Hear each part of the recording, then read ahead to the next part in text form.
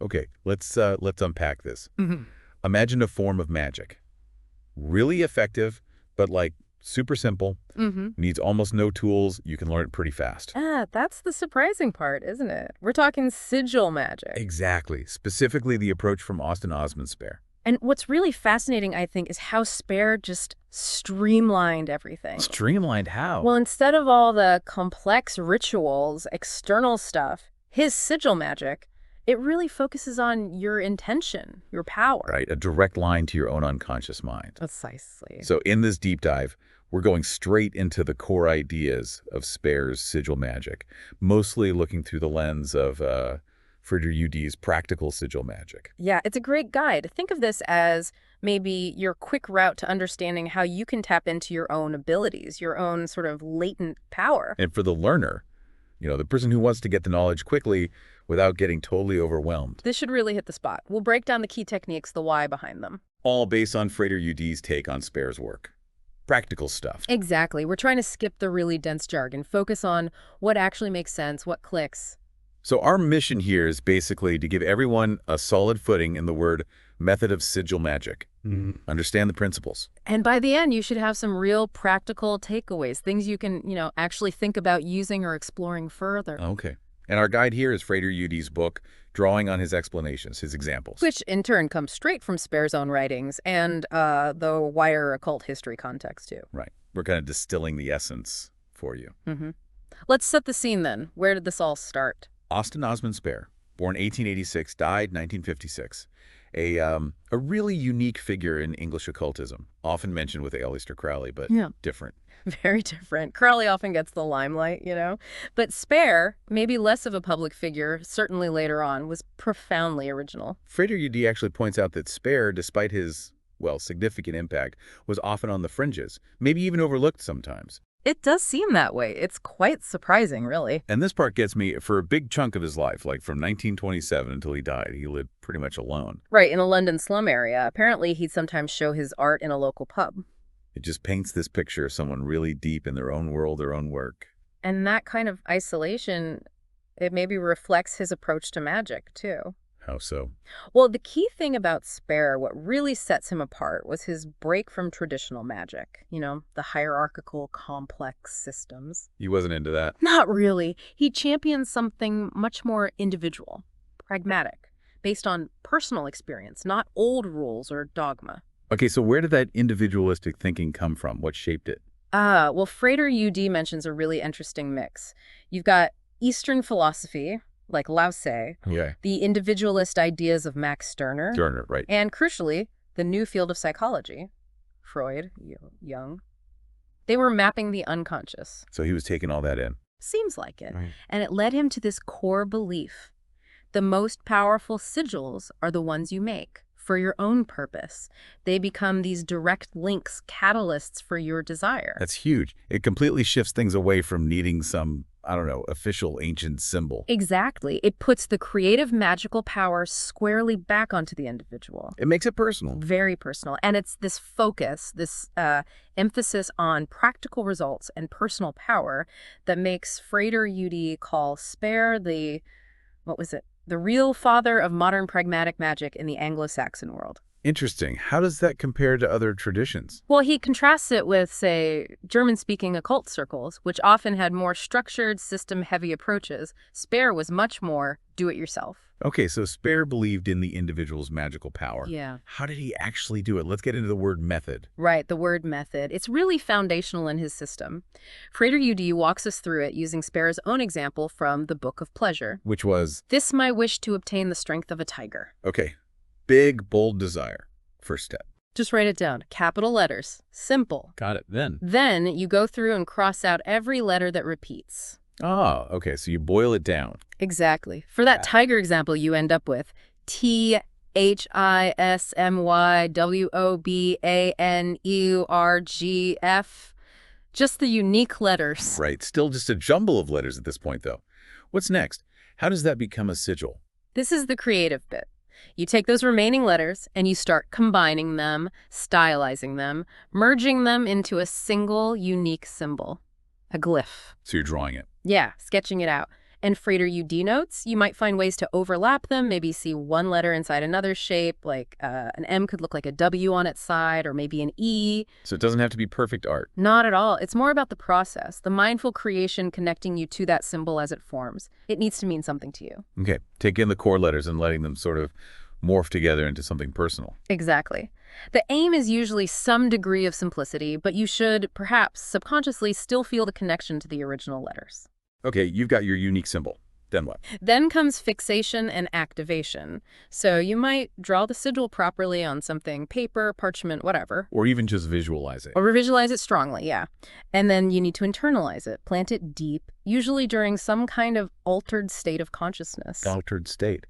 Okay, how did Spare suggest getting into that headspace for activation?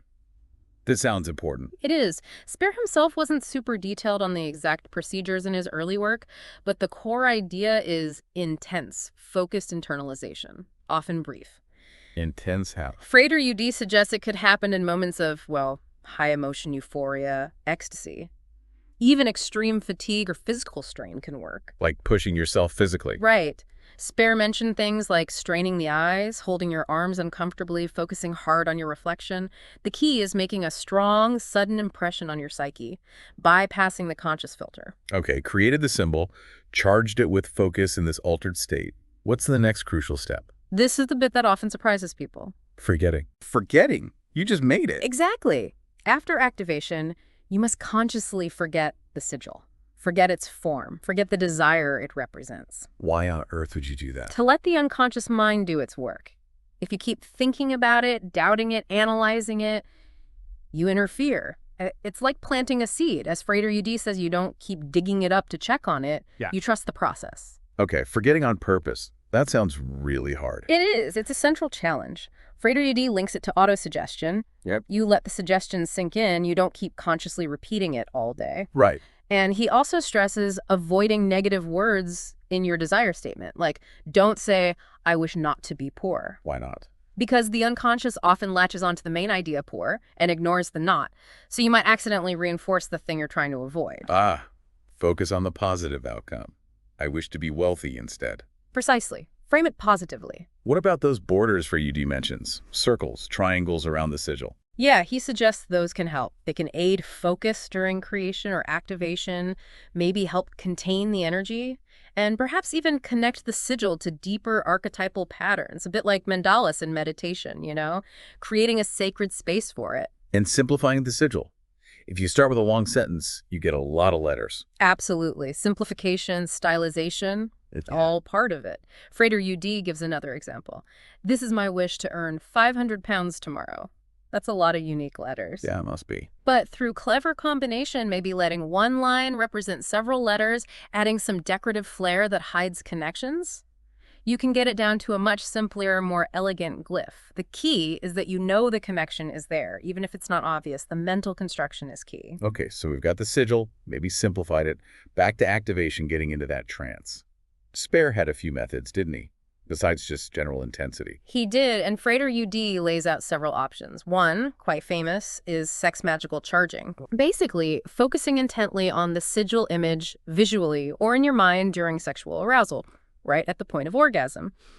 Crucially, though, not thinking about the desire itself in that peak moment, just the symbol. Direct. Intense. What else? For a quicker approach, there's what Frater U.D. calls lightning charging. Lightning charging. You just gaze really hard at the sigil for a short time, then suddenly forcefully banish it from your mind with a genuine, loud laugh. A laugh. Yeah, the sudden shift in emotion, the release, it kind of slams the door on conscious processing and pushes the sigil into the subconscious. Interesting. Okay. And the death posture. That sounds dramatic. It does.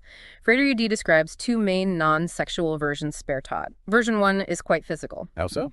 You block your senses, close eyes, plug ears, hold nose and mouth shut after taking a deep breath. Hold it until you absolutely have to breathe. In that moment of release, you flash the sigil in your mind and breathe deeply. Wow. Intense. Very. And Frater U.D. adds a strong caution. This first version is not suitable for people with heart problems or high blood pressure. Definitely not. Good warning. Okay, what's the second version? Less risky. Less physically demanding, yeah, but still about disrupting normal awareness.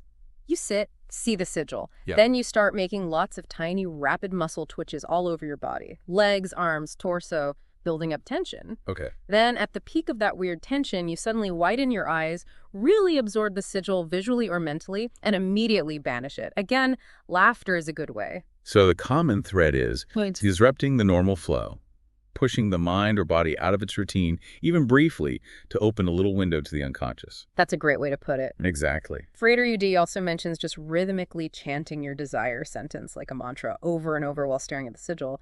That monotonous repetition can induce a trance, too. And after any of these methods, Immediate banishing. Laughter, shaking your head, thinking about something totally different. Anything to slam that lid shut on the conscious mind analyzing the sigil or the wish. right? Shut the door quickly. Okay, we keep coming back to this forgetting. Let's really hammer this home. Why is forgetting so essential? Because the conscious mind is the enemy of this process in a way. The faster it forgets the sigil, the faster it stops analyzing, doubting, hoping, fearing, the more freely the unconscious can get to work manifesting the desire. You're basically getting your own interfering ego out of the way. Precisely. Step aside and let the deeper mechanisms work. That story Frater U.D. mentions about the guru telling the disciple not to think of a monkey. Yeah. And of course, the disciple can think of nothing but monkeys. It perfectly illustrates the problem with actively trying not to think about something. So you can't just try to forget. How do you actually do it then? Distraction helps. The laughter after activation is one way. Deliberately focusing on something mundane right after. Frater U.D. also talks about cultivating a state of mind called neither. Yeah, a kind of positive non-attachment. Neither desiring the outcome nor desiring not to have the outcome, just letting it be. A state of sort of poised indifference. That sounds zen. It has that feel, yeah. Another way is just sheer familiarity. If you, say, wore the sigil on a ring every day, eventually you'd stop consciously noticing it. It just fades into the background. So it sinks in through familiarity and not force. Right. He also suggests keeping a sigil diary, which seems counterintuitive to forgetting. Yeah, how does that work? But the trick is to record it in a way that obscures the actual sigil or its specific meaning, maybe just a date and a code word. That way you have a record of your work, but looking back won't immediately trigger conscious recall of the desire. Clever. And the big no-no. Actively waiting for results, looking for signs, that constant checking just keeps the desire bubbling away in your conscious mind, hindering the whole process. You have to genuinely let it go. Create it, charge it, let it go completely. Act like it never happened. That's the core loop. That's the essence of making Spare's method work, at least according to Frater U.D.'s interpretation. Okay, so summing up the key bits here. Spare's sigil magic, especially this word method, it's this really potent, surprisingly accessible tool. Yeah, for tapping into your own potential manifesting desires. By encoding the wish into a personal symbol. Planting it in the unconscious via focused creation in that altered state, that trance. And then the crucial bit, conscious forgetting, letting it go. For me, the real aha moment in all this is just how personal it is. It's not about following ancient scripts. It's about your meaning, your creation. Absolutely. It really shifts the locus of power inward, doesn't it? Away from external authorities or complex systems and onto your own inner landscape. Definitely. And we've mainly talked about the word method here. Right, but Frater U.D. does mention Spare explored other ways too. Briefly, there's the pictorial method. Using images instead of letters. Basically, yeah. Starting with a drawing or image representing the desire. And the mantrical method. Using sound. Using sound, yeah. Turning the desire into a meaningless chant or mantra to vibrate it into the unconscious. Different pathways to the same goal. And he hints at even more advanced stuff. A little, yeah. Things like Spare's alphabet of desire, which is a whole system of symbolic letters derived from primal states, and atavistic nostalgia, tapping into really deep, ancestral, even non-human consciousness.